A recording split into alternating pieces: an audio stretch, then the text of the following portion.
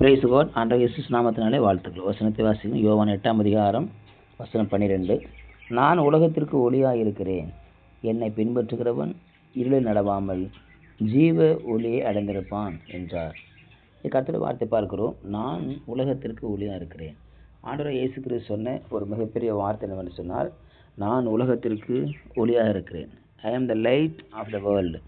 நான் உலகத்திற்கு வெளிச்சமாக இருக்கிறேன். ஆண்டவராகிய தேவன் இந்த பூமியை படைக்கிற பொழுது அவர் சொன்ன முதல் வார்த்தை வெளிச்சம் உண்டாக கடவுது என்றார். அவர் சொன்ன உடனே வெளிச்சம் உண்டாயிற்று. அப்படி என்றால் இந்த பூமி இருளாக இருக்கிறது. பூமியானது வெறுமையும் ஒழுங்கின்மாக இருந்தது. அப்படி இருந்த காரணத்தினால தான் ஆண்டவராகிய தேவன் சொன்ன முதல் வார்த்தை வெளிச்சம் உண்டாக கடவுது என்று சொன்னால் வெளிச்சம் உண்டாயிற்று. அப்போ இருளான இந்த பூமியானது, இருளாக கிடந்த பூமியை கர்த்தர் வெளிச்சமாக்கினார், வெளிச்சம் உண்டாக்கினார் என்று சொல்லி பார்க்கிறோம். ஆனால் அதன் பிறகு பாவத்தின் காரணமாக மீண்டும் பூமி இருளுக்குள்ளாய் மாறி போனது. அந்த இருளுக்குள்ளாய் மாறி போனதுனால மீண்டும் அதற்கு வெளிச்சம் தேவைப்பட்டது. அந்த வெளிச்சம் தேவைப்படுகிற பொழுது வெளிச்சமாக ஆண்டவராகிய இயேசுவை இந்த பூமிக்கு பிதாவாகிய தேவன் அனுப்பினார் என்று சொல்லி பார்க்கிறோம். ஆகவத்தான் இயேசு இந்த பூமிக்கு வெளிச்சமாக வந்தார், தீபமாக வந்தார். அவர்தான் வெளிச்சம், அவர்தான் தீபம். இன்றைக்கு அநேக ஜனங்கள் தீபத்தை ஏற்று கொண்டாடுகிறார்கள்.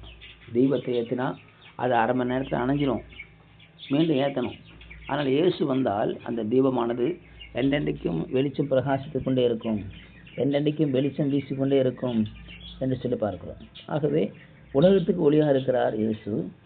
அவரை பின்பற்றுகிறவன் இருட்டில் நடக்க முடியாது. அவன் வெளிச்சத்திலே ஜீவ ஒளியை அடைந்திருப்பான்.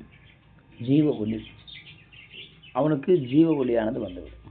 அப்போது வாழ்க்கையிலே ஒளி விளக்காய் அவர் வருவார், வாழ்க்கையிலே வெளிச்சமாய் வருவார், பாதைக்கு வெளிச்சமாக இருப்பார், பாதைக்கு தீபமாக இருப்பார். அவர் ஒருவர் தான் தீபம். இன்றைக்கி மலைகளிலும் காடுகளிலும் ஆங்காங்கே வெளிச்சத்தை ஏற்றுறாங்க, ஒளியை ஏற்றுறாங்க. அவங்க அந்த ஒளியெல்லாம் அணைஞ்சு போயிடும். மனுஷனால் ஏற்றப்படுகிற ஒளியானது அலைந்து போகும். யோசித்து பாருங்கள், இன்றைக்கி சூரியன் இருக்கிறது.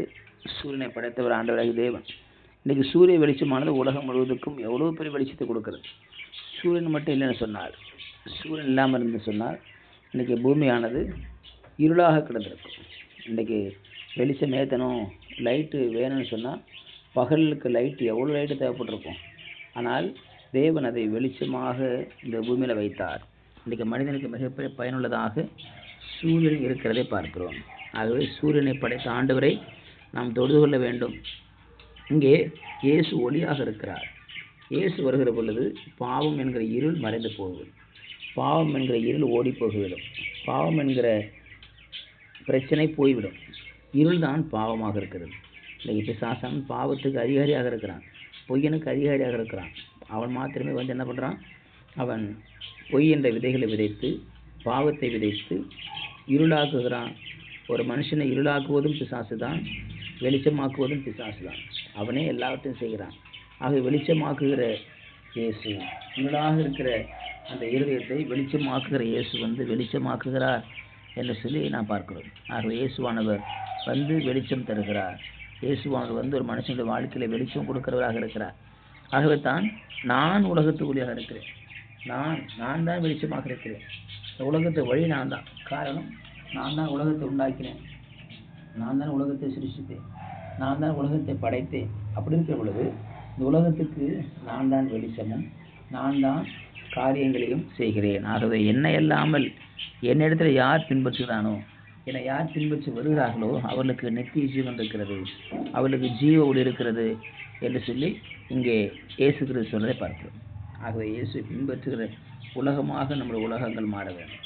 மனுஷன் தன்னுடைய வெளிச்சத்துக்காக, தன்னுடைய திருப்திக்காக ஆங்காங்கே தீபத்தை ஏற்றி கொண்டாடுகிறான், வெளிச்சத்தை ஏற்றி கொண்டாடுகிறான், விளக்கை ஏற்றி கொண்டாடுகிறான். ஆனால் இயேசுவே அவரே வெளிச்சமாக இருக்கிறார், அவரே தீபமாக இருக்கிறார்.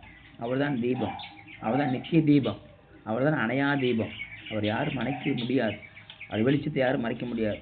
சூரிய வெளிச்சத்தை உள்ளங்கை அளவு வைத்து ஒரு ஷெட்டு போட்டு அந்த சூரிய வெளிச்சத்தை யாரும் மறைக்க முடியாது.